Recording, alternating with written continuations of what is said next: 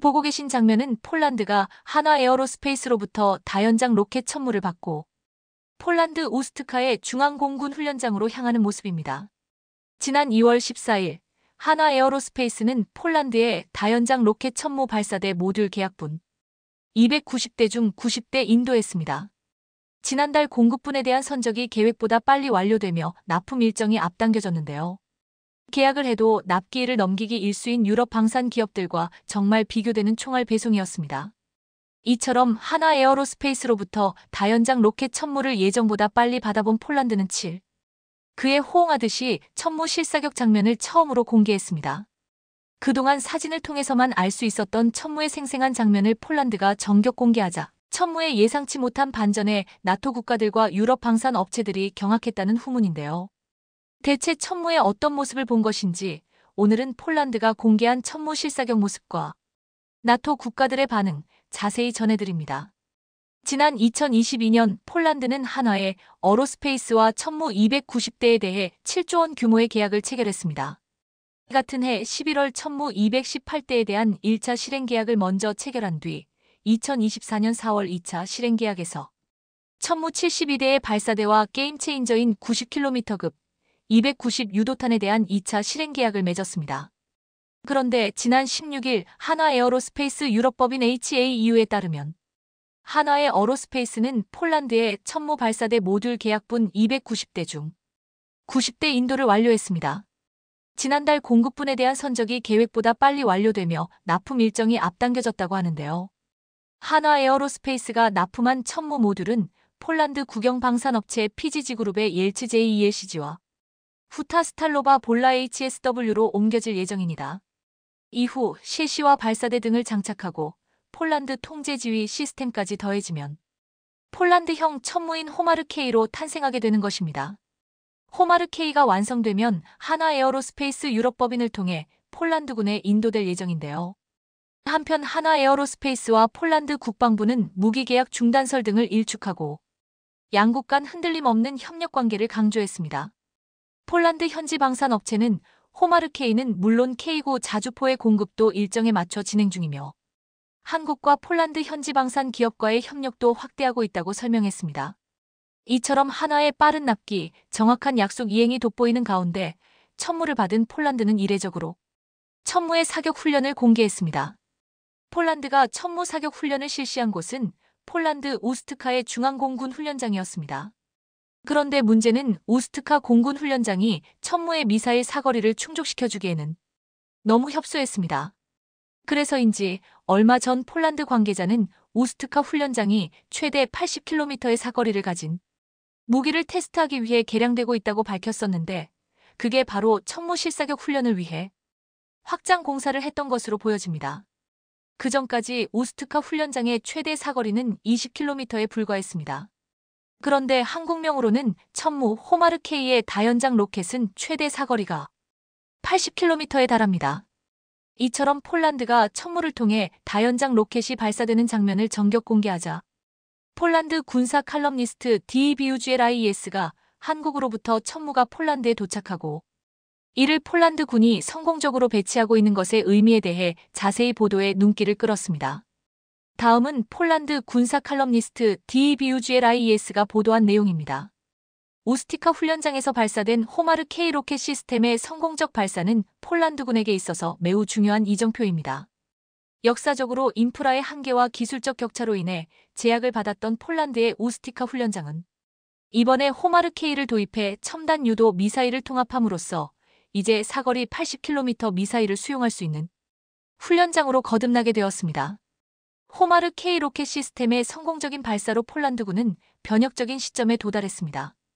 이러한 발전의 중심에는 최첨단 유도 로켓과 단거리 탄도 미사일 SRBM을 통합한 한국의 K239 천무를 폴란드에서 개조한 호마르 K 시스템이 있습니다.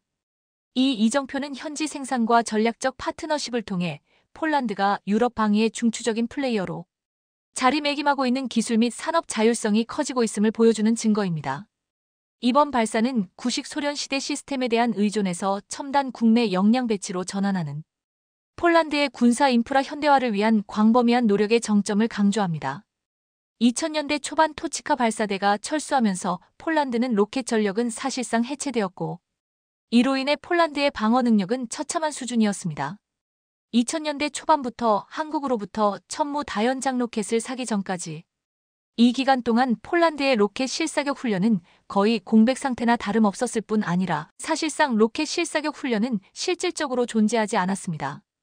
따라서 폴란드가 천무를 통해 다연장 로켓 실사격 훈련에 성공했다는 것은 구닥다리 러시아제 로켓에서 벗어나 한국을 통해 최첨단 기술을 통합했다는 것을 의미하며 폴란드의 로켓 부대가 재창설되었다는 것을 의미합니다.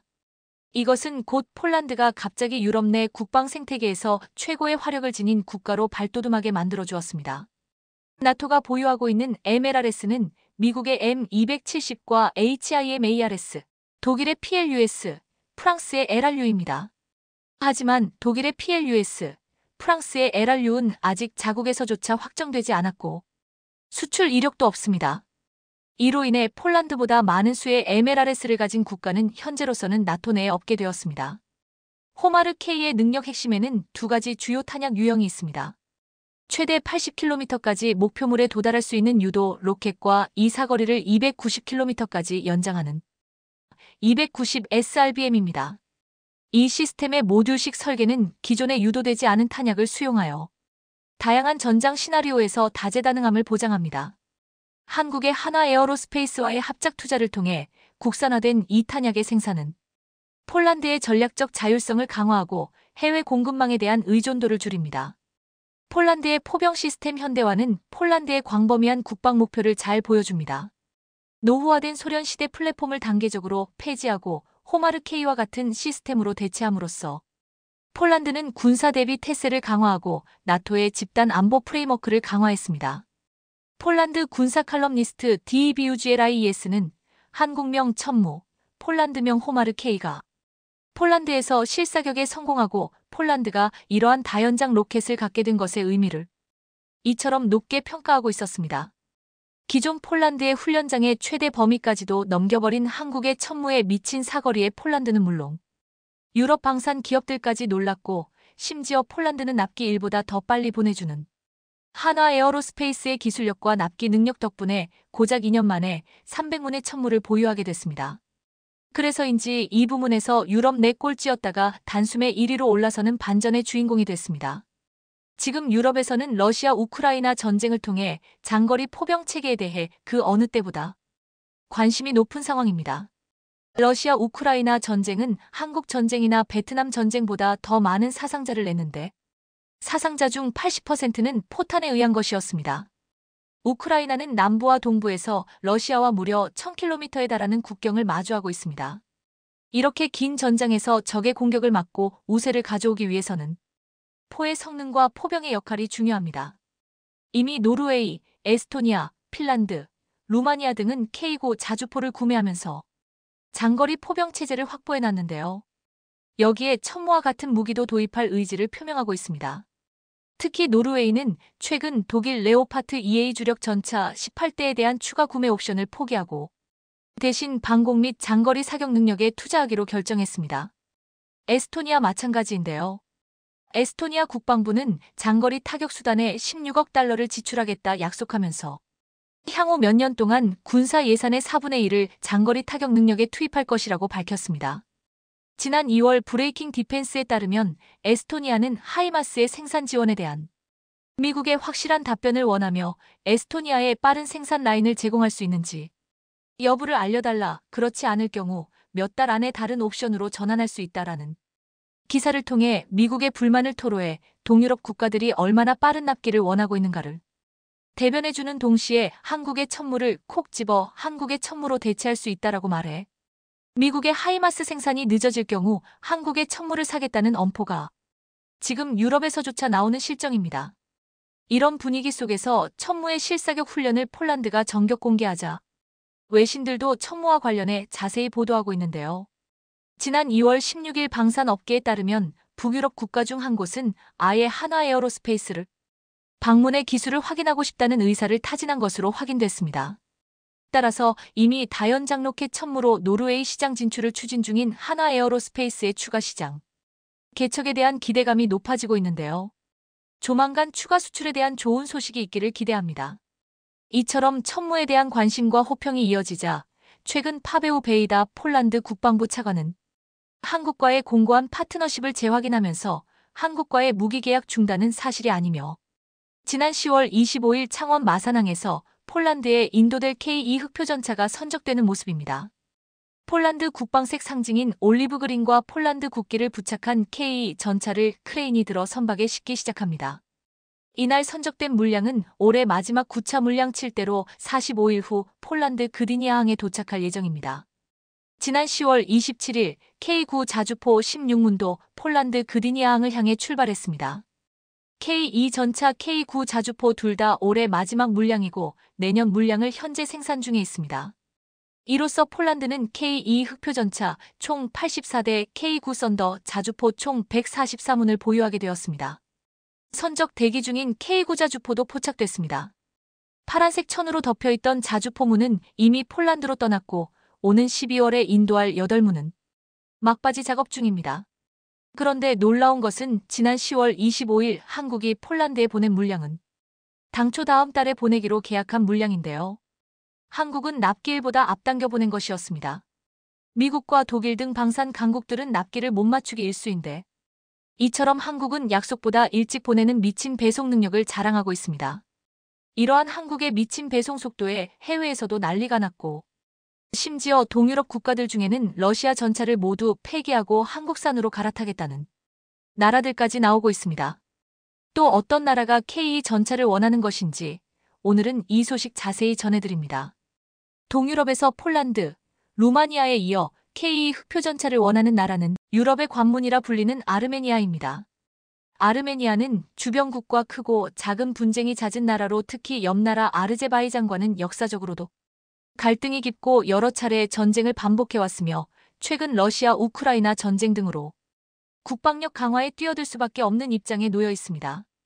그런 아르메니아에게 폴란드와 루마니아가 한국으로부터 전차와 자주포를 도입하자 아르메니아는 한국에 방산 무기에 드디어 눈을 뜨기 시작했습니다.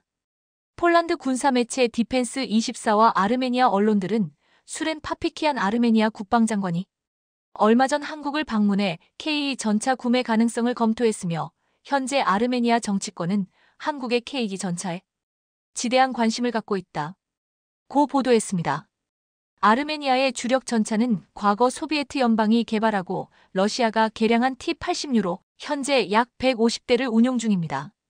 T-80U는 1983년 개발에 착수해 1985년 실전 배치된 전차로 대한민국 육군도 불곰 사업을 통해 1996년부터 33대를 도입해 교육 실전용으로 쓰고 있는 그 전차입니다. 아르메니아와 국경 분쟁을 겪고 있는 아제르바이잔은 T-72 계열의 전차를 약 400대 운용 중이며 아르메니아보다 더 현대적인 T-90S 등도 갖추고 있습니다. 상황이 이렇다 보니 불과 100여 대, 그것도 구소련의 구형 전차를 보유한 아르메니아는 신형 전차 도입이 시급한 상황입니다. 디펜스24는 궁극적으로 아르메니아 정부가 한국 정부의 금융 지원을 받아 100여 대여 구형 소련제 전차를 한국의 K2 전차로 교체하는 것을 목표로 삼게 될 것이라고 보도했습니다. 한마디로 러시아 전차 대신 그 자리를 한국 전차로 채울 것이라고 전망한 것입니다. 만일 아르메니아가 정말 대한민국으로부터 무기를 구매하게 되면 아르메니아가 러시아에 대한 의존에서 탈피하게 되는 중요한 계기가 될 텐데요. 여기에 더해 디펜스24는 아르메니아는 한국으로부터 K200, K808과 같은 병력 수송 장갑차나 K21, AS21, 레드백 같은 보병 수송 장갑차, K30BO와 같은 대공포 등이 있을 것으로 예상했습니다. 한편 한국의 K2 전차는 한국군의 주력 전차로 2014년부터 실전 배치됐으며 산악 지형에서 높은 성능을 발휘하는 반능동 유기압식 암내장형 현수장치를 세계 최초로 채택해 국토의 86%가 산악인 아르메니아에게 가장 적합하다는 평가를 받고 있습니다. K2 전차의 대표 기술인 반능동 유기압식 ISU는 궤도차에 필수 장착되는 토션바가 차지하는 무게와 공간을 줄여줍니다. 또 센서를 통해 지형에 따라 전자적으로 서스펜션을 조절해 기동성과 승차감, 기동 간 사격 명중률을 크게 높인 것이 특징입니다. 현재 한국의 KE 전차에 지대한 관심을 보이고 있는 나라는 루마니아와 이집트, 사우디아라비아, 슬로바키아, 오만 등입니다. 글로벌 방산 시장에서 몸집이 커지고 있는 K방산 주요 기업들이 올해 3분기에도 큰 폭의 성장을 이어가고 있습니다. 한화 에어로스페이스, 한국항공우주산업, KAI, 현대로템, LI지넥스원 등 한국의 4대 방산기업이 올해 3분기 합산 영업이익은 총 7,538억 원으로 추산됐는데요. 이는 지난해 3분기와 비교하면 2배나 증가한 것이었습니다. 방산업체 중 가장 규모가 큰 한화 에어로스페이스는 3분기 영업이익은 4,772억 원으로 작년 3분기보다 6배나 증가한 것으로 나타났습니다. K2 전차를 앞세운 현대로템 역시 3분기 매출이 1조 935억 원으로 전년 대비 18% 늘어나고 영업이익은 3배나 증가했습니다. 유도 무기 전문 업체인 LI지넥스원의 3분기 매출은 작년 3분기보다 35% 성장할 것으로 추산됩니다. 이처럼 한국방산 4사의 실적이 역대급으로 높아진 지금 한국방산이 노려볼 또 하나의 중요한 수주가 예고됐습니다. 최근 현대로템은 인도군이 본격화시키고 있는 전차 도입 사업에 도전장을 냈습니다. 인도도 지금까지 운용하던 러시아 전차를 폐기하고 새롭게 20조 규모의 전차 사업을 추진했는데 드디어 승인이 난 것입니다. 최근 인도 국방부는 수년간의 고민 끝에 20조 원 규모 전차 사업을 승인했습니다. 인도 육군의 미래 대비 전투 차량 FRCV 도입 사업으로 러시아 T-72 전차 폐기하고 미래 전차 도입하는 것을 골자로 하고 있습니다. 인도 육군의 미래 대비 전투 차량 FRCV 사업은 오는 2030년까지 차세대 전차 1,770대로 조달하기 위한 것으로 인도는 2025년까지 사업자를 선정해 계약을 체결한다는 방침으로 내년쯤 입찰 공고를 낼 전망입니다. 이번 사업은 노후된 T-72아제아 전차 2,400대를 대체하기 위한 것으로 신형 전차의 차체를 활용한 파생형 모델 개발 양산도 계획됐습니다. 총 20조 원이라는 사업 규모가 커 많은 업체가 관심을 보이지만 실제 입찰에 참여하는 업체는 많지 않을 전망입니다. 인도 당국이 평가 항목을 기동력, 화력, 방호력, 전술 지휘 자동화 체계, 기술 이전 등으로 나눈 후 선뜻 받아들이기 힘든 조건을 내걸었는데요. 이를테면 기동력은 선진국 모델의 3, 5세대 전차 수준을, 방호력은 미 육군의 에밀-A를 상회하는 장갑 능력을 요구하는 식입니다. 특히 자국 업체와 협력을 통한 현지 생산 및 기술 이전을 조건으로 내걸어 기술 이전을 극도로 꺼리는 독일의 KMW 및 라인메탈, 영국의 베이 시스템즈 BAE 시스템즈, 미국 제너럴 다이내믹스 등 글로벌 방산 큰손들은 참여를 꺼릴 것으로 예상됩니다. 반면 현대로템은 현지 생산 및 기술 이전에 적극적인 편이어서 인도 당국의 방침이 기회로 작용할 전망인데요. 현대로템은 대규모 수주를 따내려면 우선 제품 성능이 중요하지만 수출국의 지역사회에 기여하는 현지화 전략도 필요하다고 보고 있습니다. 실제로 현대로템은 노르웨이 당국이 추진하는 약 1조 6천억 원 규모의 차세대 전차 사업을 따내기 위해 현지 최종 조립을 제한하기 위해 잠재적 협력사들과 논의하고 있는데요. 이런 노력으로 2008년에는 당시 터키에 KE 흑표 생산 기술을 수출하기도 했던 것입니다. 따라서 방산업계는 이번 인도 전차 도입 사업은 프랑스 지하사의 AMX-56 르클레르과 우리나라 KE 흑표 간 2파전이 될 것으로 전망합니다. 프랑스 지하사도 현지 생산 및 기술 이전에 적극적인 것으로 알려졌습니다. 하지만 프랑스 지하사의 AMX-56은 1990년대 초에 개발 완료된 모델인 만큼 2008년 개발 완료해 2015년 실전 배치된 KE 흑표가 성능 면에서 앞선다는 평가입니다. 여기에 현재 개발 중인 KE 흑표 전차 후속 모델로 입찰에 참여하면 유력 후보에 오를 전망인데요. 현재 운용 중인 KE 흑표 전차는 주포로 120, 55구경 활강포를 장착했고 기동력은 1500마력의 엔진으로 최대 속도 70km/h를 발휘합니다. 유도 교란형 능동 방호 시스템을 적용해 전차에 접근하는 대전차 유도미사일을 감지해 대응 연막탄을 발사하거나 회피 기동하며 피격되더라도 폭발 반응 장갑을 적용해 생존력을 높였습니다. KE 전차 후속 모델에는 인공지능 AI 기반의 차량 운용 체계 등 미래 신기술을 적용할 예정인데요.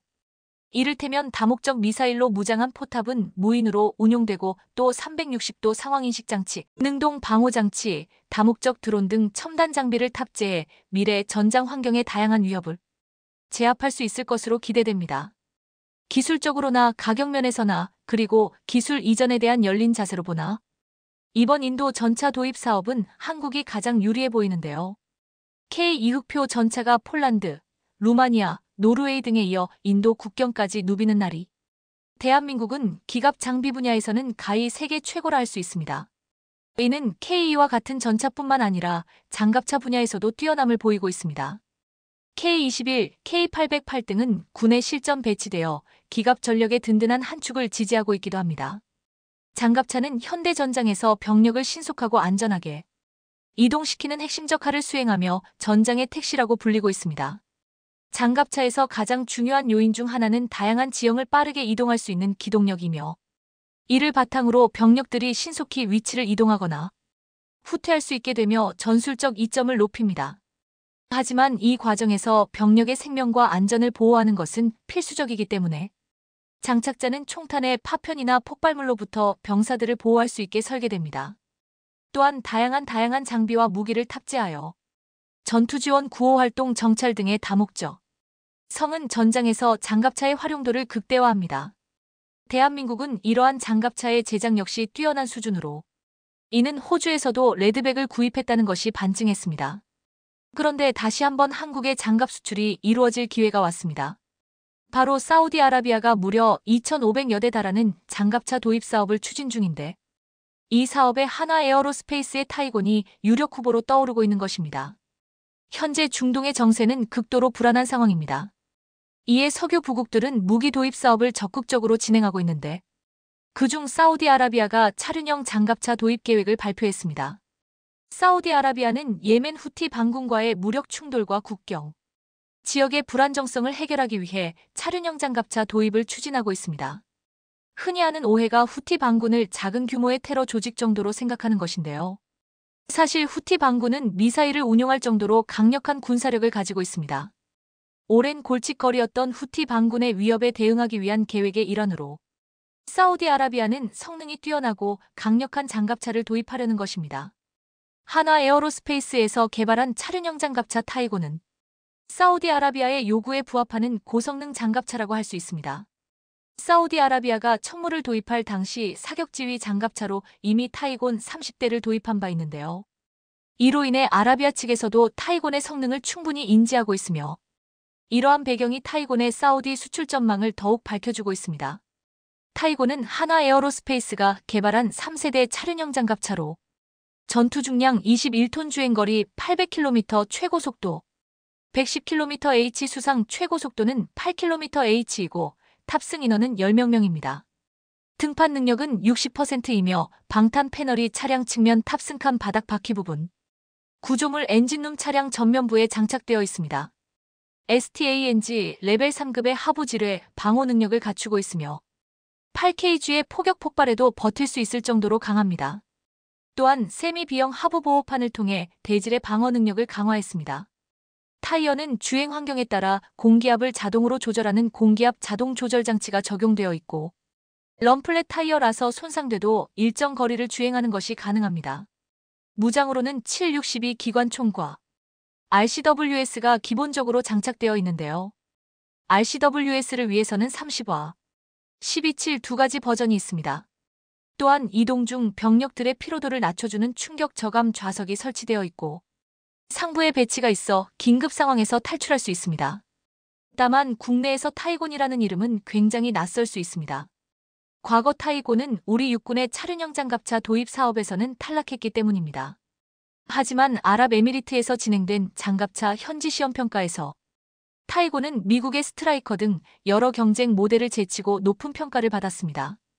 아랍에미리트는 총 10개의 후보 모델을 대상으로 엄격한 시험평가를 실시하였으며 이 과정에서 타이곤은 탁월한 성능을 입증했습니다. 이를 바탕으로 한화 에어로스페이스는 사우디 장갑차 도입 사업에 열의를 가지고 참여하기 시작했습니다. 사우디에서 요구하는 조건을 충족하기 위해 기존 타이곤을 대폭 개량하였으며 많은 국가들이 관심을 보이는 사우디 장갑차 도입 사업에서 우위를 점하기 시작한 것입니다. 우선 방어력 부분에서 지뢰 및 즉석 폭발 장치로부터 병력을 보호할 수 있는 강력한 방어력을 갖춰야 합니다. 이는 중동 지역의 특성상 지뢰 및 아이디 공격이 빈번하기 때문에 필수적인 조건입니다. 그리고 기동성을 더욱 향상시키기 위해 새로운 서스펜션 시스템과 강력한 엔진을 장착할 계획이며 병력 수송 능력을 높이기 위해 내부 공간을 확장하고 다목적 임무 수행 능력을 높이기 위해 다양한 파생형 모델을 개발할 것으로 보입니다. 여기에 사우디가 내건 조건들을 보면 첨단 통신 장비, 실시간 전장 정보 공유 시스템 등의 첨단 기능과 지속적인 부품 공급과 유지 보수 기술 이전 및 현지화 등입니다. 유럽과 중국도 적극적으로 참가할 것으로 예상되지만 정치적 이유로 무기 금수 조치가 빈번한 유럽 무기와 품질을 장담할 수 없는 중국산 무기는 사우디아라비아가 선택할 가능성이 낮습니다. 그에 반해 신뢰할 만한 성능과 빠른 납기 유연한 기술 이전, 정치적 이해관계가 없는 대한민국의 타이곤이 선정될 가능성이 높다는 평가가 지배적입니다. 사우디아라비아는 각국에서 여러 종류의 장갑차를 도입하여 무기 체계에 일원화가 시급하기 때문에 모든 장갑차를 교체할 경우 사업 규모를 최대 10조 이상이 될 수도 있어서 사업 수주에 성공하기만 하면 그야말로 방산에 또 하나의 기념비적인 성과가 될 것으로 예상됩니다. 사우디아라비아 무함마드 빈 살만 왕세자는 2016년 비전 2030을 통해 국가 전체를 혁신적으로 변화시키겠다는 목표를 세웠습니다. 해당 계획은 사우디아라비아의 경제 구조를 다변화하고 석유 의존도를 줄이며 다양한 산업을 육성하는 것을 목표로 했는데요. 이중 국방 산업 육성도 포함되어 있기 때문에 사우디아라비아가 군사 무기의 투자 금액은 가히 놀라운 수준입니다. 사우디는 2030년까지 국산 무기 구매 비율을 50%까지 올리는 것이 목표이며 이를 위해 지상 항공 유도탄 전자전 체계를 단계적으로 국산화해 나갈 방침을 가지고 있습니다. 하지만 첨단 무기의 국산화는 말처럼 쉬운 일은 아닙니다. 현대의 무기 체계는 높은 기술력과 오랜 연구개발 기간이 필요하며 따라서 2030년까지 무기 국산화 비율을 50%로 올리는 것은 현실적으로 어려울 수 있습니다. 그렇기에 공백기 동안 무기가 반드시 필요합니다. 그런데 이 공백을 채울 수 있는 것이 대한민국의 무기입니다. 먼저 사우디 육군이 해결해야 할 시급한 과제는 노후화된 장비의 현대화입니다. 사우디 육군의 주력 전차인 미국산 에밀 AES 전차는 성능이 제한적이며 특히 후티 반군과의 전투에서 취약성이 드러났습니다. 이외의 전차들 역시 도입한 지 40년이 훌쩍 넘어 노후화되었기에 전량 대체가 시급합니다. 해당 전차들을 대체하기 위해 한국의 K 전차와 같은 현대적인 전차 도입이 필요하며 장기적으로 1,500대 이상의 전차를 도입할 것으로 예상됩니다. 장갑차 역시 마찬가지입니다. 사우디 육군은 걸프전에도 도입된 장갑차들이 존재하지만 이들은 노후화되어 교체가 필요하고 결국 현재 가장 유력한 후보로 언급되는 것이 바로 대한민국의 타이거입니다. 사우디는 육군뿐만 아니라 해군 공군까지도 군 현대화를 위해 시급한 무기 도입이 필요한 상황인데요. 많은 분들이 아시다시피 사우디아라비아 공군은 한국 KF-21 전투기를 유력한 후보로 두고 향후 6세대 전투기 공동 개발까지 염두에 두고 있습니다. 또한 대한민국의 해군 전력이 막강한 만큼 현대중공업의 수출용 호위함이 사우디의 마음을 사로잡고 있는 상황입니다. 사우디는 군사력 강화를 위해 대규모 무기 도입을 주저하지 않으며 한국과 경제적으로도 긴밀한 협약을 맺은 만큼 군사적으로도 다양한 협약을 맺어나갈 것으로 보입니다. 특히 한국은 이미 천무 등으로 사우디 방산 물꼬를 텄기 때문에 이변이 없다면 한국은 사우디 장갑차 도입에 선정될 가능성이 농후합니다. 다음 영상은 8월 19일 사우디가 한국산 천무에 얼마나 관심을 가지고 있는지 알 수 있는 영상입니다. 특히 대한민국의 포탄 전력은 놀라운 수준으로 미국을 제외하고 세계 1위 미사일 국가로 등극한 사실에 많은 국가들이 충격을 받았습니다. 실제로 우리 대한민국은 미국에 이어 두 번째로 많은 집속탄을 생산 및 보유하고 있습니다. 집속탄이란 미사일이나 폭탄 내부에 수십 개에서 수백 개에 달하는 소형 폭탄 자탄이 들어있어 이를 공중에서 넓은 범위에 흩뿌리며 일반 폭탄과 비교도 안 될 정도로 광범위한 지역을 초토화시키는 무기를 말합니다. 게다가 최근 중동의 사우디가 한국 방산 분야에 손을 잡은 이유도 바로 해당 집속탄 때문이라고 해 놀라움을 주고 있는데요. 현재 한국에서 집속탄을 위력을 기존의 15배 이상 늘린 신형 집속탄이 개발 막바지에 다다라 전 세계의 이목이 집중되고 있는 상황입니다. 특히 한국의 에메랄드 점포를 운영하고 있는 사우디와 아랍에미리트 폴란드에서는 이 신형 집속탄을 가장 먼저 확보하기 위해 벌써부터 우리 국방부 문을 두드리고 있다고 하는데요. 오늘은 사우디가 애타게 기다리는 한국산 집속탄에 대해 알아보겠습니다. 최근 사우디에서 후티 반군으로 인해 애간장을 태우고 있습니다. 후티 반군의 공세가 날이 가면 갈수록 심해져 한국산 무기에 도움이 없다면 자칫 위험한 상황이 될 수도 있었는데요. 홈에서 해적지를 일삼으며 전 세계 공공의 적이 된 후티 반군은 얼마 전 큰 사건을 일으켰습니다. 후티 반군이 이번에는 미국 선박에 미사일을 날려 승무원 3명이 사망했다는 충격적인 소식이 전해진 것입니다. 아덴만 인근을 지나던 미국 선박 트럭 임피던스가 후티 반군의 미사일 공격에 정확하게 명중해 선원 3명이 사망하고 2명이 부상당했고 화물선 안에는 화재가 발생했는데요. 두 컨퍼런스에 탑승했던 선원들은 후티 반군에게 미국의 선박이라며 미사일 발사 중지를 요청했으나 이를 무시하고 공격했다고 전하며 충격을 주고 있습니다. 후티 반군의 해적질이 시작된 이래 처음으로 미국 선박을 공격해 사망자까지 발생한 상황입니다. 선을 넘은 후티 반군이 만행해 중동 정세가 점점 악화되어 가고 있습니다. 이러한 상황에 가장 난감함을 느끼고 있는 곳은 사우디입니다.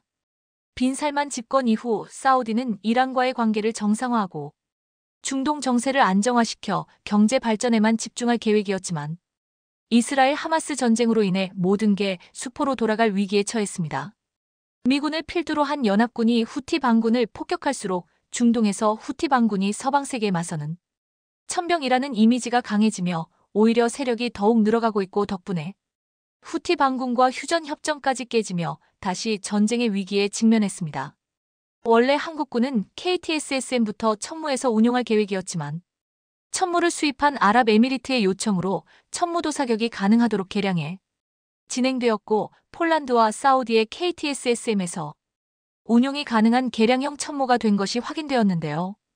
그리고 얼마 전 기존 KTSSM1에서 사거리와 위력을 크게 늘린 개량형 모델 KTSSM이 완성이 코앞으로 다가왔다는 소식이 전해지며 기존 천무 도입국들은 서로 도입하기 위해 줄지어 있는 상황입니다.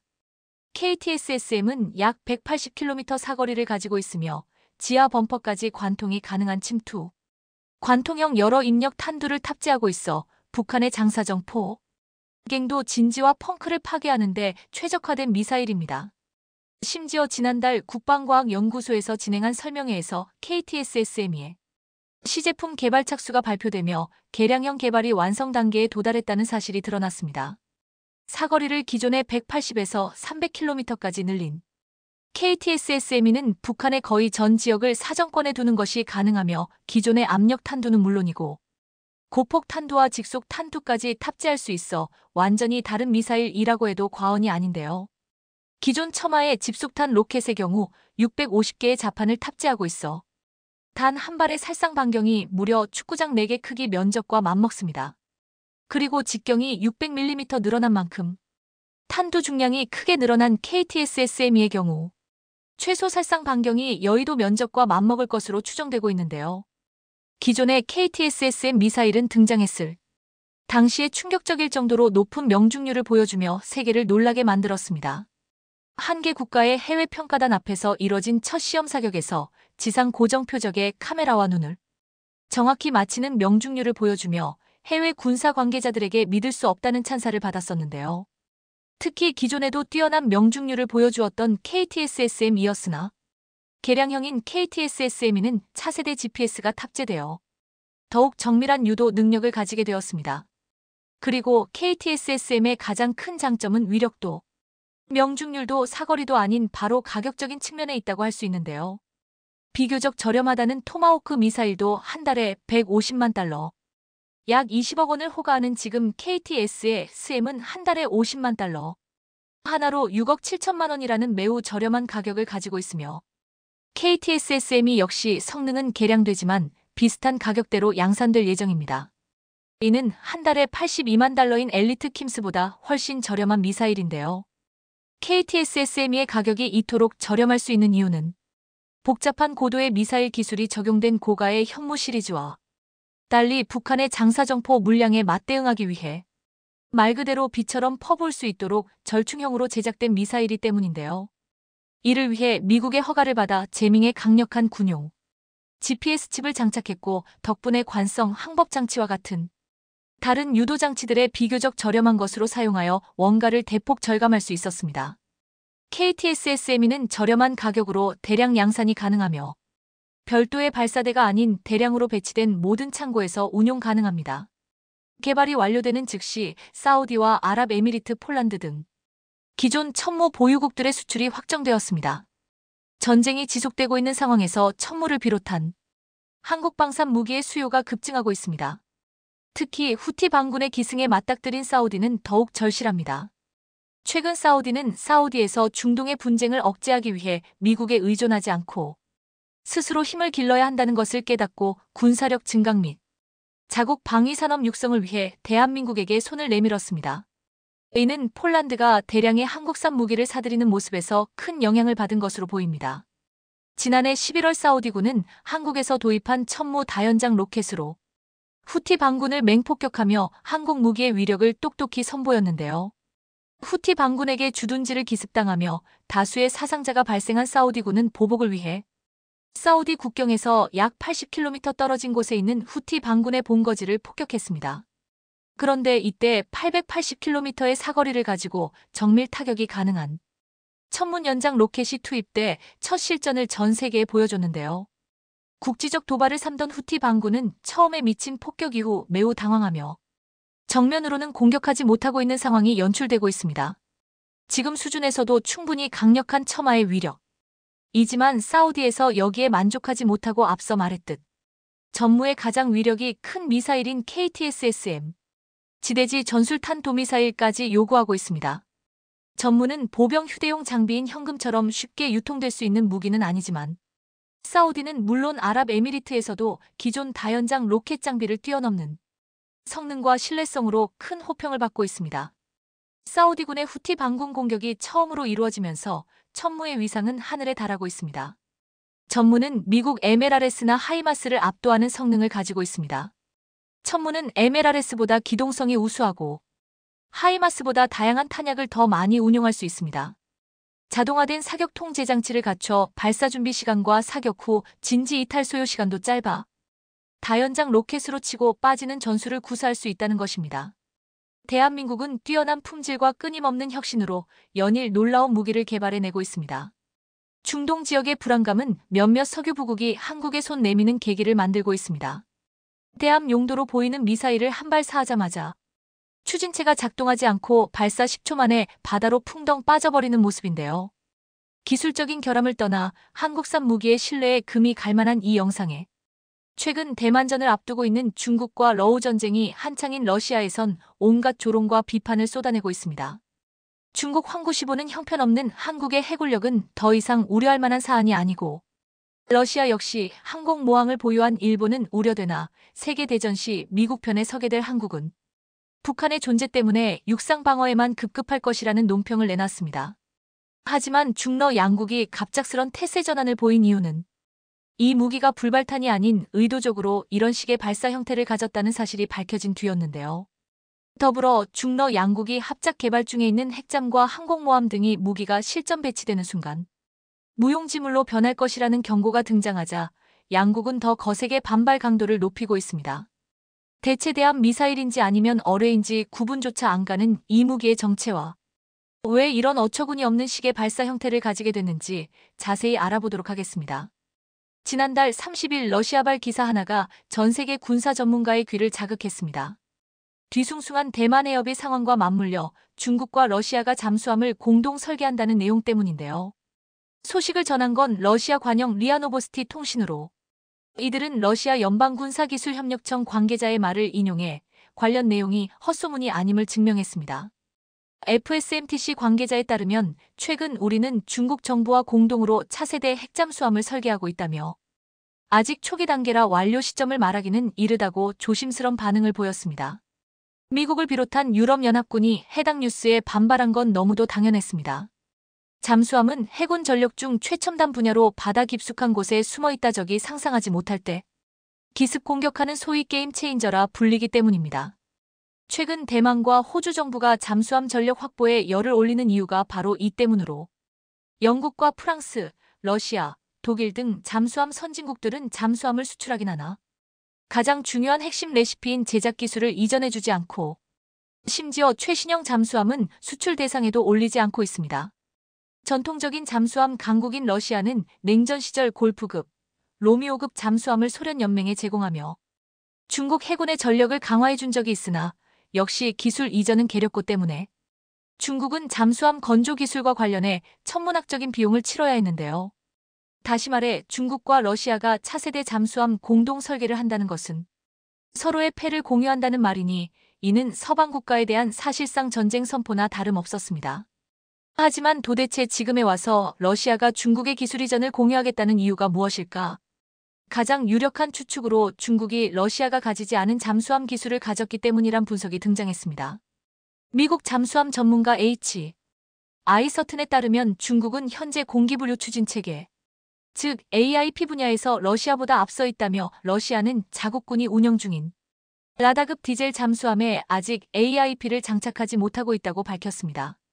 AIP란 디젤 잠수함에 적용되는 기술로 이를 장착하면 정기적으로 금유를 위해 수중으로 가야 하는 구형 디젤 잠수함과 달리 최대 몇 주 이상이나 수면 위로 부상하지 않고 작전을 펼칠 수 있게 되는데요.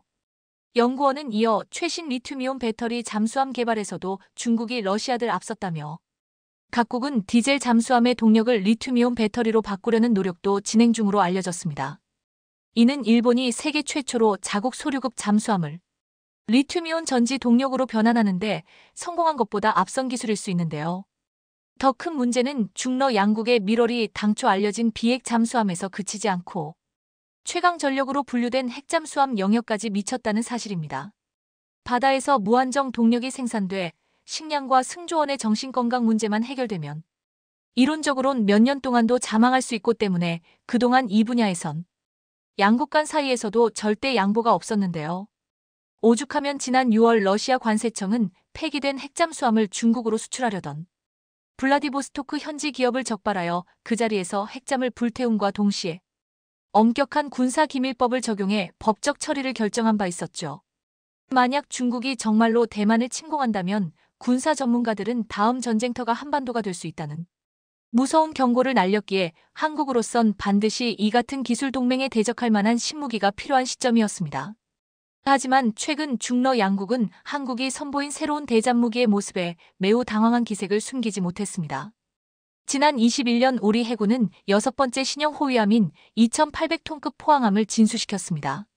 이는 1500톤급 호위함과 1000톤급 초계함을 대체하기 위해 건조된 신형 호위함으로 2009년 퇴역한 과거 포항함의 이름을 다시 붙인 것인데요. 이 군함의 진짜 무서운 점은 바로 하늘을 나는 어뢰라 불리는 홍상어들 장착해 작전 능력을 대폭 향상시켰다는 점이었습니다. 대함 미사일인 척 공중으로 발사됐다가 힘없이 추락한 이 미사일은 사실 대함용이 아닌 대잠 어뢰였던 셈이었죠. 홍삼어 어뢰가 수중에서 비밀리에 발사하는 일반 어뢰와 달리 적들에게 발각되기 쉽도록 굳이 하늘로 발사하는 이유는 바로 초장거리에 있는 적들을 섬멸하기 위함인데요. 로켓에 장착되어 추진장치에 의해 하늘로 발사된 어뢰가 다시 바다로 들어가 적함을 타격하는 방식이어서 긴 사정거리는 물론 공격력이 일반 어뢰에 비해 최소 수배에서 수십 배에 달하는 것으로 알려졌습니다. 한국방사청에 따르면 최신 중형 잠수함의 가격은 한 척당 5천억 원에 이르지만 이에 비해 최대 20km 떨어진 곳에서 날아올라 적 잠수함 근처로 들어간 뒤 음파로 추적, 격침시키는 장거리 대잠어뢰의 홍상어는 18억 원에 불과하다며 높은 명중률만 보장된다면 대잠어뢰 확충으로 중러에 대용하는 게 보다 현명할 수 있다고 말합니다. 참고로 홍상어는 국내 독자 기술로 개발해 2005년 군에 실전 배치된 경어뢰인 청상어에 유도탄을 장착한 무기체계로 전투함이나 헬기 및 해상 초계기 부근에 잠수함만 공격할 수 있었던 청상어에 날개를 달아준 것이라 밝혔습니다. 하지만 2000년부터 12년간 1,000억 원의 개발비가 들어간 홍상어는 지난 10년 동안이나 해군에겐 버린 자식이나 다름없었습니다. 운용시험평가에선 4발 중 3발이 명중하여 평가 기준인 75%의 턱걸이로 합격한 정도였고 심지어 해군에 인도된 뒤에도 실사격 훈련에서 목표물을 마치지 못했기 때문에 해군 측에서도 불만이 크게 터져나왔습니다. 하지만 국방과학연구소와 방위사업청은 홍상어의 잠재력이 높다고 판단, 약 3년간의 상세 기술 분석을 실시해 품질을 개선해왔습니다. 실사격에서 목표물을 맞히지 못한 가장 큰 원인은 물에 들어가는 순간 중력의 최대 300배에 이르는 충격을 견디지 못했기 때문이었고, 연구팀은 목표 지점 상공에서 낙하 속도를 줄이기 위해 펼치는 낙하산의 고도를 종전 1km에서 2km로 높이며 입수각도 또한 90도에 가깝도록 조정했습니다. 게다가 일부 부품을 내충격성이 우수한 것으로 교체하고 전원을 공급하는 커넥터를 고정시킨 뒤 발사해 본 결과 연습탄 한 발을 맞춘 데 이어 전투탄 한 발까지 정확히 명중에 성공했습니다. 종전보다 더 엄격해진 기준을 통과함에 따라 방사청은 이미 납품된 50여 발을 회수한 후 개선된 홍상어를 본격적으로 양산하기 시작했습니다. 홍상어의 양산 소식에 중러 양국은 난리가 났습니다. 양산에 들어간 홍상어는 지름 533에 1톤가량의 무게로 종전보다 크기가 줄었지만 엄청난 파괴력은 그대로였기에 특히 목표물 아래 수중에서 폭발하면 폭발 과정에서 생긴 제트 기류로 인해 수상함들에게도 치명타를 안겨다 줄 수 있었기 때문입니다. 무엇보다 홍상어의 본격 양산이 시작된 이래 어디까지 기술 발전이 이루어졌는지 도통 정보가 나오지 않고 있고, 게다가 도대체 얼마만큼 생산이 이루어졌는지도 극비에 붙여졌기에 주로 잠수함에 의존하는 중러 양국은 감히 동해나 서해에 함부로 해군의 기함을 띄울 수조차 없는 실정입니다. 시험 발사 당시 그저 허술한 불발탄으로 여겨졌던 미사일이 사실 해군 전체를 묶어버릴 엄청난 무기로 밝혀진 마당에 과연 군사 전문가들의 말대로 이들이 한반도를 침공 범위로 설정할 수 있을지 의문이 드는 것도 사실인데요. 하늘을 지키는 KF-21과 지상을 지키는 K9K 이륙표. 이제는 해상을 봉인시켜버린 홍상어 초장거리 어뢰까지. 어쩌면 중러 양국은 한국을 침공하기는 균형. 역으로 한국으로부터 침공을 당하지 않기만을 바라야 하는 상황일지도 모릅니다. 중국은 스텔스 강화한 신형 잠수함을 공개했는데요. 중국 군사 전문가들에 의하면 해군이 공식 웨이보에 소개한 잠수함은 기존 잠수함들과 눈에 띄게 다르다면서 삼부독 부분의 각진 형태가 특징이라고 소개했습니다. 이 각진 도추로 탐지를 회피한다고 알려져 있습니다. 그런데 중국은 이들 과시하며 보란듯이 대한민국 영해를 휘젓고 다니고 있었습니다. 그러나 가만히 있을 우리 대한민국이 아니었습니다. 중국 해군을 꼼짝도 못하게 할 대한민국의 새로운 병기가 모습을 드러냈다는 소식이 전해졌습니다. 자신만만하게 신형 잠수함을 공개한 중국은 한 발짝 물러설 수밖에 없었다고 하는데요. 서해에서 중국 잠수함에 치명타를 날린 대한민국의 신병기에 대해 자세하게 확인해 보겠습니다. 얼마 전 중국 해군입이 밀리에 실전 배치했던 신형 잠수함을 중국 잠수함 부대 창설 70주년을 기념해 공개하며 화제가 되고 있습니다. 외신에서는 타입 39C라고 이름 붙이고 있었습니다. 해당 잠수함은 공기 부류 추진체계 AIP 기술을 사용하고 있으며 앞서 잠깐 소개한 대로 독특하게 각진 돛을 가지고 있는 게 가장 큰 특징이었습니다. 군사 전문가들은 이것이 적의 소나에 노출되는 것을 막기 위한 소나 스텔스 기능이라고 추정하고 있습니다. 중국은 기존의 잠수함보다 자막 능력과 스텔스 성능이 비약적으로 발전된 잠수함이라고 당당하게 공개했는데요. 안 그래도 호시탐탐 서해를 노리던 중국이 신형 잠수함을 앞장세워 더욱 적극적으로 서해 영해화 작업을 이어나갈 것으로 예상할 수 있었습니다. 하지만 가만히 있을 한국이 아니었습니다. 아무리 발전한 스텔스 잠수함이라고 하더라도 앞으론 서해에서 중국 잠수함의 작전은 불가능할 것으로 보이죠. 바로 한국이 중국과 북한 잠수함을 말 그대로 꼼짝도 하지 못하게 하기 위해 준비하고 있는 새로운 무기체 개들 때문이었습니다. 지난 6월 중국의 핵잠수함이 대만 해협에서 긴급 부상한 장면이 포착되기도 했습니다. 핵잠수함은 기지에 돌아와 보급할 때까지 수면 위로 올라올 필요가 없는 자망 시간이 가장 큰 특징입니다. 그런데 기체에 무슨 문제가 생긴 것인지 수면 위로 올라왔다가 대만 어민에 의해 포착된 것입니다. 최대한 적에게 포착되지 않기 위해 자망을 유지해야 하는 잠수함이 어선에게 포착되었다는 것만큼 수치스러운 상황은 없었을 텐데요. 군사 전문가들은 중국제 잠수함들의 성능과 스펙들이 예상했던 것 이하이기 때문이라는 결론을 냈죠. 그로 인해 잦은 오작동을 일으키고 있다고 분석했습니다. 이는 잠수함으로서는 치명적인 약점이었습니다. 이렇게 된다면 잠수함은 찾기가 어려울 뿐이지 발견했다 하면 소형 군함으로도 격침시키는 것이 가능할 수 있습니다. 그렇기에 중국 잠수함들이 이렇게 잠깐이라도 부상할 틈을 놓치지 않을 새로운 감시 시스템이 배치되고 있었습니다. LIG 넥스원에서 개발한 바다 위에 천리안이라 할 수 있는 해상 감시 레이더 2가 양산되어 배치할 준비를 하고 있습니다. 이 새로운 해상 레이더는 30여 년간 레이더를 운용하며 쌓아온 해군의 운용 노하우를 설계에 대폭 반영하여 장비의 안정성과 성능이 월등히 향상되었습니다. 해안과 섬 지역에 설치될 예정인 이 레이더는 공기 부양정과 고속정 등 해상에서 움직이는 모든 함정을 탐지 및 추적 가능하며 저고도로 비행하는 항공기까지도 탐지가 가능합니다. 중국 잠수함이 잠깐이라도 부상하게 된다면 무조건 이 해상 감시 레이더에 포착될 수밖에 없는 것이죠. 그리고 이 해상 감시 레이더가 탐지해 얻은 표적 정보는 해군 전술 자료 처리 시스템을 통해 우리 해군 및 해경각 개소에 곧바로 공유되어 즉시 요격에 나설 수 있게 되는 것입니다. 더욱 놀라운 사실은 이번 신형 레이더는 기존 레이더에 비해 탐지의 정밀성이 높아졌을 뿐만 아니라 강풍이나 태풍과 같은 외부 기후 환경의 영향을 거의 받지 않는다고 하는데요. 그렇기 때문에 365일 전천 후 감시가 가능하다고 전해지고 있습니다.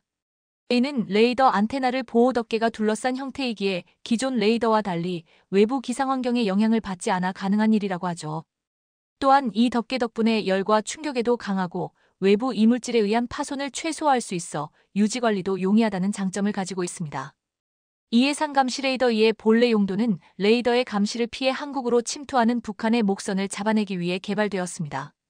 기존 레이더는 조각배나 다름없는 북한의 목선을 잡아내기 어려웠고 덕분에 북한의 침투를 여러 번 허용했어야 했습니다. 하지만 이 새로운 해상 감시 레이더 2는 아무리 작은 표적이라도 잡아낼 수 있을 정도로 성능이 개량되었습니다. 관계자들은 2km 밖에서 수영하는 사람까지 탐지해낼 수 있다고 자신하고 있을 정도입니다. 이렇게 발전된 정밀성을 통해 우리 해군은 서해를 제 집처럼 드나들고 위협하고 있는 중국 잠수함들까지 감시하는 것이 가능해졌습니다. 동시에 우리 어군 자원을 망가뜨리고 있는 중국 불법 어선 또한 박멸할 수 있게 되었습니다. 그리고 이에 더해 우리 군이 미래 해군의 새로운 주 전력으로 구성하고 있는 유령 함대가 합류해 중국 잠수함을 완전히 몰아낼 계획이라고 하죠. 지난해 10월 러시아 푸틴 대통령의 자존심이라는 평가를 받고 있었던 크림대교가 공습으로 폭발하는 사건이 발생했었습니다. 크림대교는 크림 반도와 러시아 본토를 연결하며 러시아군의 핵심 보급로 역할을 해왔었기에 이는 치명적인 피해였는데요. 그런데 최근 미국 CNN의 보도를 통해 크림대교를 공습한 것이 우크라이나의 무인수상정 USV이었던 것으로 확인되었습니다. CNN에서 공개한 영상을 보면 약 850kg의 폭발물을 싣고 있는 무인 수상정이 열차가 지나고 있는 대교 아래로 들어가더니 폭발하면서 다리를 완전히 날려버리는 모습을 확인할 수 있습니다. 우크라이나 군은 이러한 자폭형 무인 수상정을 적극적으로 활용하며 러시아군에 막대한 피해를 안겨왔습니다. 소형이라 탐지 및 요격하기도 어렵고 무엇보다 가성비가 뛰어나기에 이때부터 세계 여러 나라가 무인 수상정에 관심을 보이며 개발에 착수했습니다. 이는 우리나라 역시 마찬가지였죠. 우리 해군은 무인 수상정 체계 사업을 진행하고 있으며 곧 양산을 본격적으로 시행할 방침입니다. 이를 위해 시제품 설계를 끝냈고 곧바로 실전에 투입이 가능한 무인 수상정을 공모하고 있는데요. 그리고 현재 국내의 LIG, 넥스원과 하나시스템이 치열한 경쟁을 벌이고 있습니다. LIG 넥스원은 자율주행 및 감시 정찰이 가능한 해검 시리즈를 개발하고 있으며 최근 해검 2, 3루로 명명한 3가지 모델을 공개했습니다. 해검 2는 수중 감시 정찰 플랫폼으로 수상뿐만 아니라 수중 감시 정찰까지 동시에 가능한 동합 운용 제어 기술을 탑재하고 있습니다. 또한 수중에서 자동으로 진수하고 회수할 수 있는 진해수 시스템 모듈을 함미에 탑재해 조류가 강한 상황에서도 기뢰나 잠수함까지 포착할 수 있는 수중 감시정할 능력을 갖추고 있죠. 두 번째 모델인 해검 3는 연안 경계 및 신속 대응 임무를 맡은 무인 경비정으로 특히 전투 능력에 중점을 두고 있는 모델입니다. 적 함선 및 잠수함이 포착될 경우 요격하러 나서게 될 수상정인데요. 전방에 12.7 중기관총뿐만 아니라 후방에 70유도 로켓을 탑재할 수 있고 모듈화 방식을 적용해 캐니스터에서 발사되는 자폭형 드론까지 탑재할 수 있죠. 마지막 해검 5는 함에 탑재할 수 있는 무인 수상정으로 의심스러운 표적 발생 시 모함에서 분리되어 표적을 식별하고 즉시 대응하는 것이 가능합니다. LIG 넥스원은 지난해 4척의 무인 수상정을 동시에 조립 및 점검할 수 있는 크레인 시설과 1000여 톤 규모의 수조를 갖춘 무인 수상정 전용 체계 통합 시험동을 준공하며 무인 수상정 개발에 있어 심혈을 기울이고 있습니다. 하지만 경쟁 업체인 하나시스템의 무인 수상정도 만만치 않습니다. 국내에서 무인 수상정 연구 개발을 가장 먼저 시작한 하나시스템은 최근 자사의 무인 수상정 모델 해령의 실물을 공개했습니다. 하나시스템은 지난 24일부터 26일까지 호주 퍼스에서 열리는 해양방산전 CIODS 2024에 첫 참가해 각종 장비들과 함께 해령을 선보였습니다.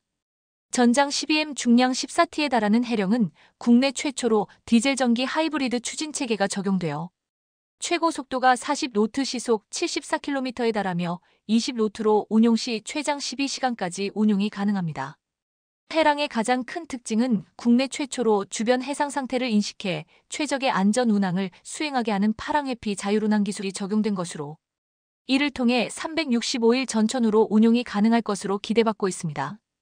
이외에도 최신 인공지능 기반 표적 장애물 탐지 기술과 무인 자율 이저방 기술이 탑재되어 사람의 손이 필요 없이 거의 100% 무인 운용이 가능할 것으로 기대받고 있습니다.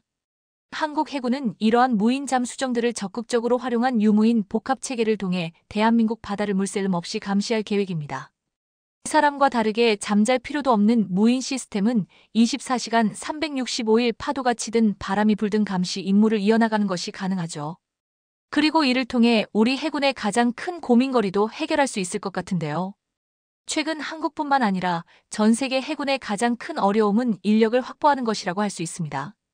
출산율 등의 저하로 전체 병력이 줄어드는 것뿐만 아니라 가혹한 근무 환경으로 인해 지원율도 줄어들고 있습니다.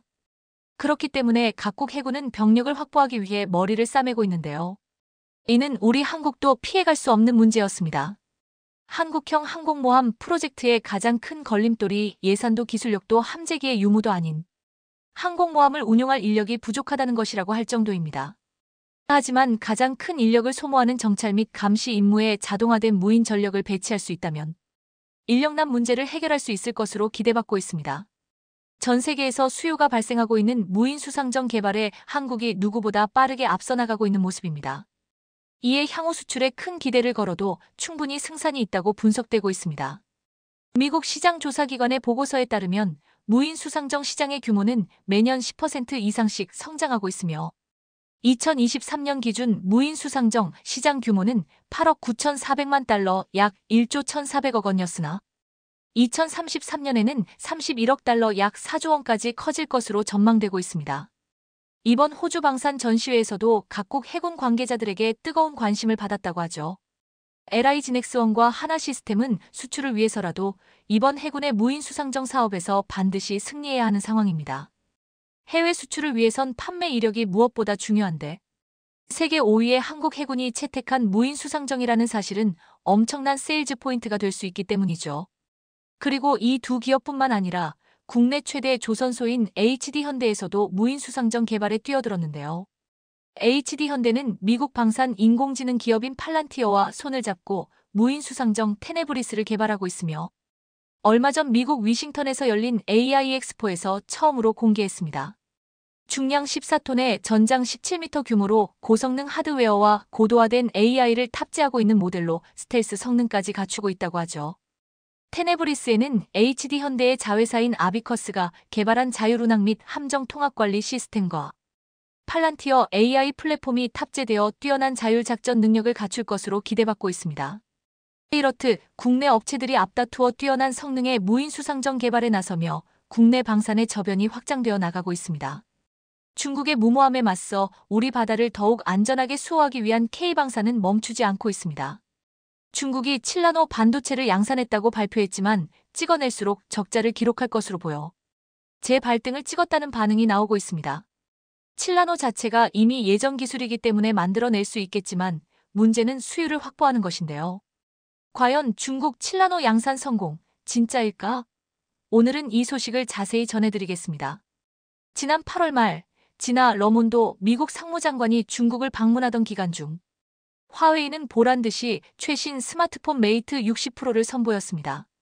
그런데 이 스마트폰은 7나노 반도체를 탑재한 것이었습니다. 그동안 첨단 반도체 장비의 중국 수출을 통제해온 미국으로서는 깜짝 놀랄 수밖에 없었습니다.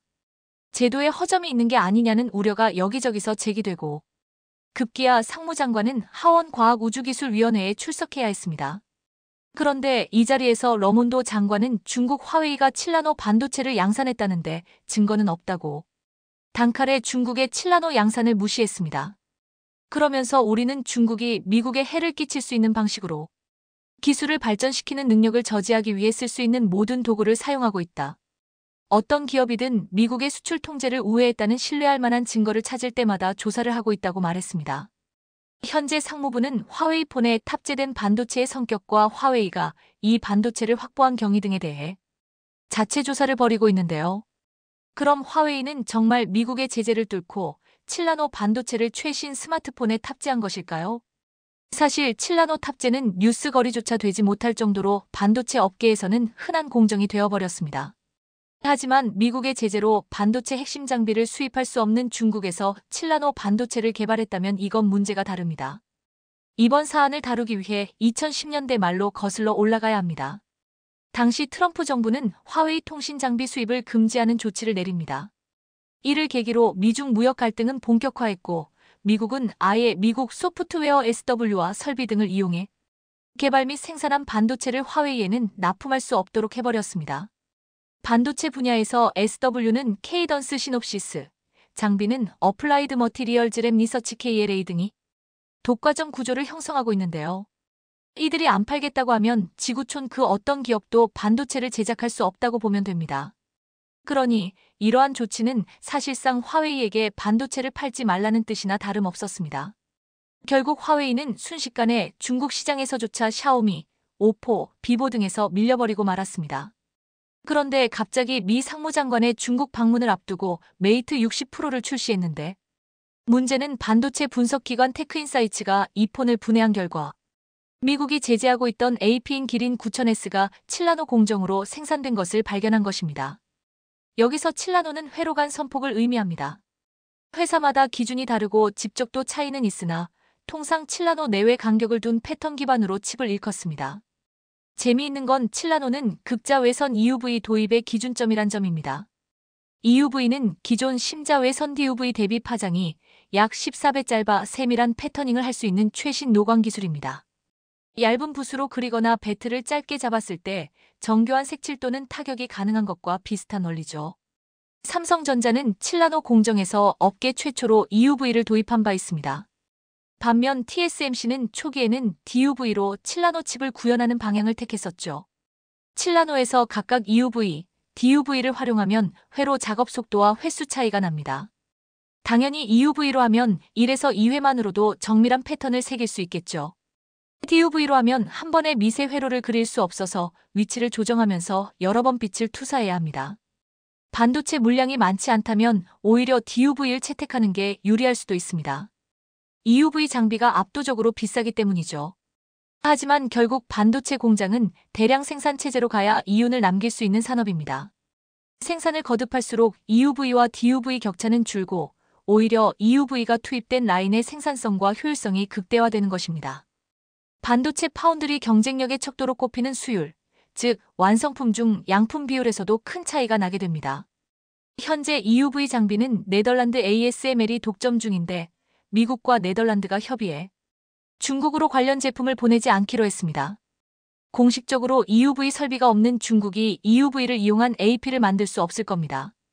그런데 화웨이의 최신 스마트폰에 떡하니 7나노 AP가 들어있었던 것입니다. 이러니 미국이 놀란 것이었습니다. 반도체 전문가들은 화웨이에 탑재된 7나노 기린 9000S는 중국 최대 파운드리 업체 SMIC가 생산을 맡은 DUV 기반 반도체로 예상하고 있습니다. 앞서 TSMC가 시도한 대로 DUV를 내세워 멀티 패터닝 작업을 한 것으로 보입니다. TSMC와 삼성전자를 거친 량멍숭 SMIC 최고 경영자가 해당 프로젝트를 주도했다는 후문도 들립니다. 량멍숭은 반도체 산업에서 대단한 영향력을 끼친 인물인데요. TSMC의 기들을 닦았고 삼성전자에서는 세계 최초 14나노 공정을 완성하는 데 큰 공헌을 하기도 했습니다. 2017년부터 SMIC를 중국 반도체 굴기의 핵심으로 키워나가고 있는 인물이기도 합니다. 하지만 문제는 DUV를 적용한 것이라면 가격 경쟁력에서 뒤처질 수밖에 없고 중국이 이 7나노 반도체를 양산하면 양산할수록 적자는 커지고 결국 재발등을 찍는 결과를 낳을 수밖에 없다는 점입니다. 그래서 반도체 업계에서는 중국이 미국에게 7나노 탑재 스마트폰을 공개한 이유는 너희가 제재를 가해도 우리는 이 정도는 만든다는 자체 기술력을 과시하기 위한 것이란 분석이 지배적입니다. 실제로 이 반도체를 대량 생산하고 메이트 60%에 탑재하게 되면 화웨이는 수익은커녕 적자에서 벗어나기 힘들 것입니다. 그래서 메이트 60을 공개할 때 초점은 단순히 7나노 반도체를 사용했다는 것에 맞춰져 있었고, 실제로 이 스마트폰을 사용하고 싶어하는 중국인들은 신제품 발표회를 보고 실망할 수밖에 없었습니다. 보도에 따르면 이날 중국 선전에서 열린 화웨이의 신제품 발표회는 화웨이가 지난달 말 깜짝 출시한 최신 스마트폰 메이트 60%의 사양과 성능에 대해 공개할 것이라는 기대 속에서 큰 관심을 모았습니다. 그러나 수백만 명이 지켜보는 가운데 온라인으로 생중계된 행사에서 화웨이는 메이트 프로 60에 대해선 입을 꾹 다물었고, 행사를 지켜본 이들 사이에서는 실망이 터져나왔습니다. 한 웨이보 누리꾼은 왜 그들은 그것 스마트폰에 대해 이야기하지 않는가? 모두가 그 스마트폰 때문에 그 행사를 지켜봤다. 그들은 무엇을 숨기고 있는가? 라고 비난했습니다. 중국 매체들은 화웨이가 미국의 제재를 극복하고 기술적 자립을 이뤄냈다며 대서특필하고 있고, 실제로 판매될수록 적자나는 메이트 60%를 중국인들은 만나기 힘들 것입니다. 그런데 어찌됐든 지금 미국의 관심은 화웨이에 탑재한 기술, 즉 전자설계 자동화, EDA에 꽂혀 있습니다. EDA는 반도체 제조 전 시뮬레이션을 통해 회로 설계 및 오류를 판단하고 해결하는 SW인데요. 이 기술은 미국 회사인 케이던스와 시놉시스가 시장 점유율 90% 이상을 차지하고 있어서 이들 IP를 피하기는 불가능에 가깝습니다. 따라서 미국은 지금 화웨이에 탑재된 기술에도 두 회사의 EDA가 쓰였을 것이라는 의문이 제기되고 있는 것입니다.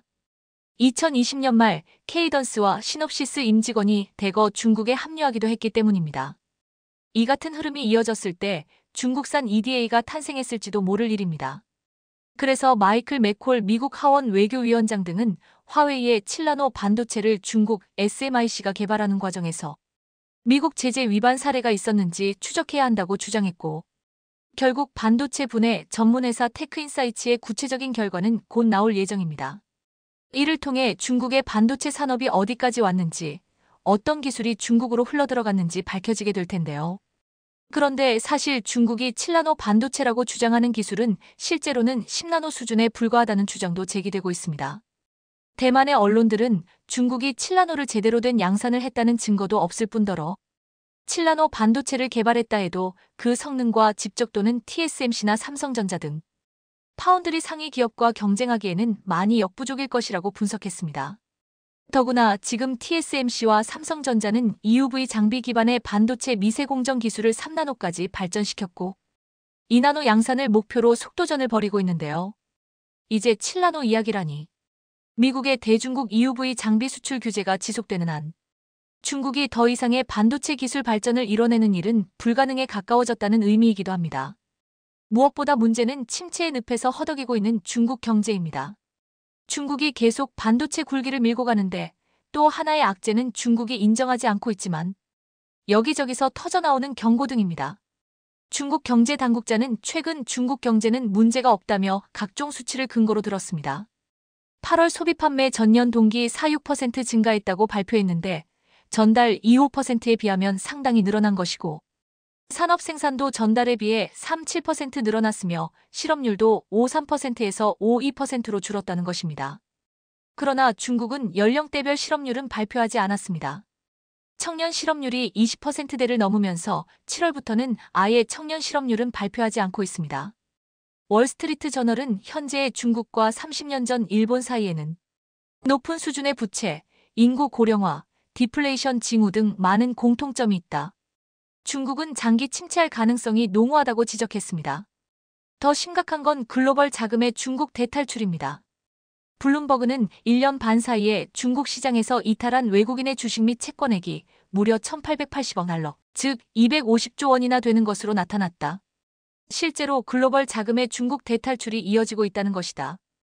이것은 중국의 위상이 약화되고 있다는 것을 반증한다. 고 보도했습니다. 지카이 첸 BNP 파리바이사 신흥국 주식 부문 대표는 이렇게 말했습니다. 투자자들이 수건을 던지고 있다. 외국 투자자들이 중국 투자 비중을 제고하고 있다는 뜻이다. 중국을 배제하는 디커플링이 자본시장에서도 나타나고 있는 것입니다. 중국은 한때 전 세계에서 최대 미 국채 보유국이었습니다. 그런데 지금 중국은 미 국채를 줄이고 있습니다. 왜 그런 것일까요? 비즈니스 인사이더는 보고서를 통해 이렇게 분석했습니다. 중국이 달러를 팔고 위안화를 사들이고 있다. 이것은 무엇보다도 중국 경제 약화의 신호이다. 중국은 미국 달러 대비 약세인 위안화의 가치를 지지하기 위해 국채를 매각할 가능성이 높다. 지금 문제는 성장 둔화로 인해 자본이 중국을 떠나려고 하는 것이다. 중국이 이렇게 위안화를 방어하기 위해 안간힘을 쓰고 있지만 최근 우방이라 여기던 러시아로부터도 뒤통수를 맞고 말았습니다. 러시아가 위안화를 무더기 투매한 사실이 드러난 것입니다. 중국 위안화의 미국 달러 대비 환율이 2달 가까이 맥을 못 추고 있습니다. 5월 중순 한 달러당 7위안의 벽이 무너진 데 이어 6월 말에는 7.25위안까지 치솟았습니다. 그만큼 가치가 떨어진 겁니다. 중국은 올 초만 해도 위안화가 달러를 대체할 것이라고 기세를 올렸습니다. 하지만 지금 달러를 대체하기는커녕 국유은행을 동원해 환율 방어 급급한 상황입니다. 재미있는 건 중국과 함께 달러 대체를 외쳤던 러시아도 위안화를 대대적으로 처분하는 중이라는 점입니다. 러시아는 위안화 중 45억 달러어치를 작년 한 해 동안 처분했습니다. 이게 끝이 아니라 올해 들어서도 매달 수억 달러어치의 위안화를 매각 중이라고 합니다. 현재 러시아의 위안화 물량은 30억 달러 정도에 불과합니다.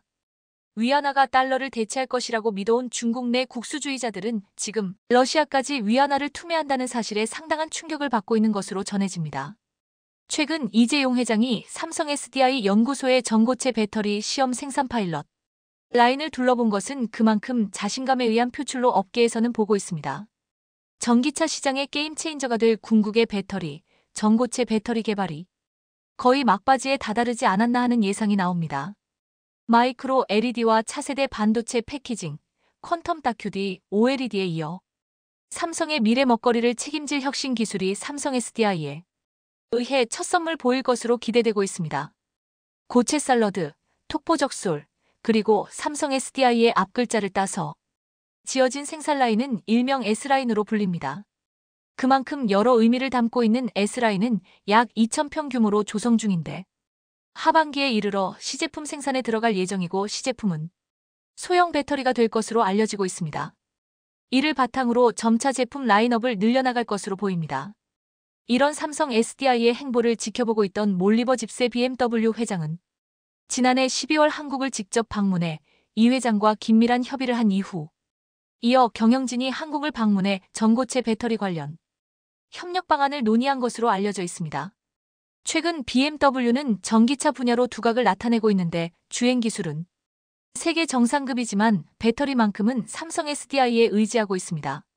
3년 전 배터리 개발을 천명했다가 1년 만에 포기하고 이를 해결할 파트너로 일찌감치 삼성전자를 지목해 오랜 관계를 유지하고 있는 중입니다.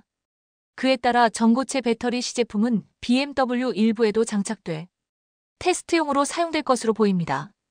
전고체 배터리가 미래 전기차 시장의 게임 체인저로 평가받는 이유는 성능, 화재 안전성 모두 지금의 전기차 배터리보다 훨씬 우수하기 때문인데 특히 기존 배터리보다 에너지 밀도가 높습니다. 이는 배터리 부품 수 및 부피 감소로 이어지게 되고 이는 차량을 설계할 때 지금보다 더 넓은 공간을 확보하는 데 도움이 될 수 있다는 의미입니다. 삼성 SD는 2013년부터 전고체 배터리 관련 기술을 선보이면서 10년 가까이 기술 고도화에 힘쓰고 있는 상황입니다. 덕분에 주행거리 800km, 1,000회 이상 충방전이 가능한 전고체 배터리를 개발하는 데 성공하기도 했습니다. 손미카엘 삼성 SDI 부사장은 지난달 컨퍼런스콜에서 전고체 배터리 파일럿 라인은 업계 최초의 순수 전고체 생산 라인이라고 밝히면서 자신감을 내비추기도 했습니다. 초기 시장을 선점할 경우 이에 따른 경제 효과는 앞으로 수백조 원에 이를 것으로 예상됩니다. 특히 전기차뿐만 아니라 항공, 모빌리티 등 배터리를 사용하는 이동수단, 운송수단으로 확대될 경우 천문학적인 규모의 수익을 기대할 수 있다는 것이 업계의 시각입니다. 물론 여러 기업들이 나오지만 한국이 거의 독점할 것으로 보는 시각이 압도적입니다. 자동차와 반도체, IT, 철강 등이 국가의 기반을 이루듯 가까운 미래에는 모든 부분에 배터리를 사용할 것으로 예상되면서 국가 발전의 기들이 될 것으로 전망하고 있습니다. 전고체 배터리를 이야기하면 여전히 뜬구름 잡는 이야기로 보는 시각이지만 삼성의 사례를 보면 알 수 있듯 모레 하반기부터 시제품 생산에 들어가고 몇 년 후에는 상용화 완성 단계에 도달하게 됩니다. LG에너지솔루션, SK이노베이션, 토요타, 세계 스타트업 등 여러 분야의 기업들이 전고체 배터리 개발에 사활을 걸고 있으면서 과연 이 시장의 첫 1위는 어떤 기업이 될지 주목받고 있습니다.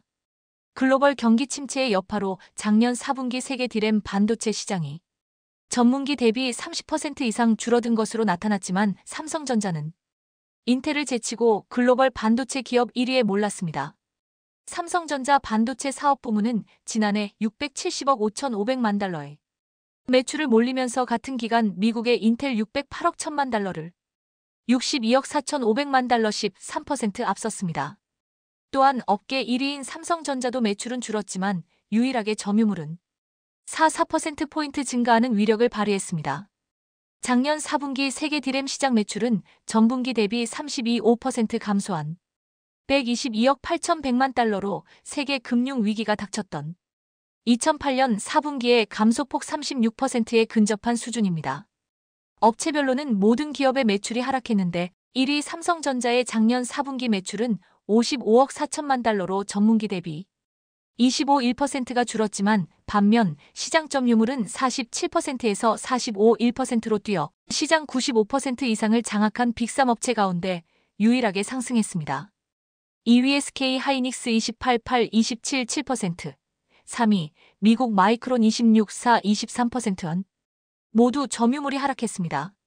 업계에선 삼성전자가 유일하게 인위적 값산을 선언하지 않고 버티면서 경쟁사와 격차를 벌리고 있다고 평가합니다. 트렌드포스는 삼성이 공격적인 가격 경쟁을 펼친 덕분에 전반적인 수요 부진에도 불구하고 출하량을 늘릴 수 있었다고 평가했습니다. 그러나 그런 악조건 속에서도 반도체 1, 2위를 거머쥐고 있는 삼성전자와 SK하이닉스지만 바이든 행정부가 발표한 반도체 보조금 지급 기준을 두고 당혹스러움을 감추지 못하고 있습니다. 이 정도라면 기존의 반도체 법과는 상당 부분 다르고 처음부터 이런 조건을 달았으면 아마 미국의 반도체 공장을 건설하지도 않았을 겁니다. 특히 이미 부지 선정까지 마치고 미 현지에 투자를 진행하고 있는 반도체 기업들이 우선 착공을 하게 몰감해 논 다음 본색을 드러낸 것입니다. 삼성전자는 진퇴양난 상황에 빠지면서 당장 보조금 신청을 할지 말지 결정해야 하는 고민이 깊어질 수밖에 없습니다. 정인교 인하대 국제통상학과 교수는 미국 중심으로 동맹국들의 기술 연합이 이뤄지는 상황에서 미국과 같이 가지 않을 수도 없는 노릇이다이라면서 몰래는 정부 간 협상을 통해 정할 문제를 미 정부는 약자들인 기업들한테 직접 가이드라인을 제시하면서 기업들의 부담이 더 커질 수밖에 없다고 했습니다. 이 내용을 보면 기가 막힐 정도입니다. 이건 눈 떠 있는 상태에서 물건을 훔쳐가는 도둑들과 똑같습니다. 반도체 기업들은 지난 28일 공개된 미 정부의 보조금 지급 기준에서 초과 이해 환수제 등의 내용을 보고 깜짝 놀랐습니다. 전혀 예상하지 못했던 요구를 미국이 일방적으로 추가함으로써 한편으로는 분노까지 나오고 있다고 했습니다. 미 상무부는 1억 5천만 달러 약 2천억 원 이상의 반도체 보조금을 받는 기업은 초과 수익의 일부를 미 정부와 공유해야 한다는 원칙을 밝히면서 미 상무부는 기업이 제출한 수익 전망치 대비 실제 수익이 크게 못 돌 경우 최대 보조금의 75%를 가져갈 수 있다는 조건까지 달았습니다. 삼성전자는 현재 170억 달러 약 22조 3천억 원을 투자해 텍사스주 테일러시의 반도체 파운드리 공장을 짓고 있습니다. 보조금 규모가 설비 투자액의 5에서 15% 수준인 점을 감안하면 이 회사는 최대 3조 3천억 몬가량을 바를 수 있는데 수익 수준에 따라 이중 2조 5천억 몬까지 정부에 반납할 수 있다는 것입니다. 또 국방 안보 분야에 첨단 반도체 무선 공급을 하거나 미 정부의 반도체 시설을 제공할 의사가 있는 기업의 이름을 보조금 지급 우선순위에 몰리겠다고 합니다. 보조금 많이 받고 싶으면 미국의 반도체 시설을 공유하라는 것입니다. 이는 돈 한 푼 안 들이고 거저 갖겠다는 것입니다. 또한 더 못 끼는 것은 보조금 지급 조건의 사업의 예상, 현금 흐름과 수익률 등의 수익성 지표를 따져 재무 건전성도 들여다볼 수 있다는 내용도 담고 있습니다. 기업들은 이 과정에서 발생할 수 있는 기밀 유출 위험이 있다고 지적합니다. 실제 반도체 업계에서는 특정 기업이 어떤 장비를 쓰는지부터 어떤 방식으로 장비틀을 배치하는지까지도 중대한 영업 기밀이라고 했습니다. 반도체가 나노 단위의 아주 미세한 공정을 통해 생산되는 만큼 작은 차이만으로도 생산 효율이 크게 개선될 수 있기 때문이라는 것입니다. 삼성전자를 추격하고 있는 마이크론과 인텔에게 삼성전자의 제조 노하우가 흘러들어갈 수 있다는 지적이 나오고 충분히 그럴 가능성이 농후하다는 것이 업계의 얘기입니다. 김선우 메리츠증권 연구원은 재정 지원을 받으려면 미상무부에 제조시설의 세부 사항이나 기술 역량을 공개하라는 것과 같은 건데 반도체 생산 공정은 제조기업의 극비 사항으로 몸가 및 성능 경쟁력에 직결되는 부분이라며 경쟁사와 공정에서 얼마나 차이를 내느냐가 중요한 반도체 산업에서 정보 공개는 치명적일 수 있다고 지적했습니다. 또한 미국의 정책은 중국에 수십조 원 쏟아부어 지은 공장이 무용지물이 될 수 있다고 비난했습니다. 결국 믿는 도끼에 발등 찍혔다는 말이 남을 수밖에 없는 상황입니다. 이런 나라하고 무슨 동맹이라고 하고 미래지향적인 일을 추진합니까? 이런 것들을 보고 날강두도라고 합니다. 고작 몇 조 원 집어주고 수십조 수백조를 도톡질해 가려는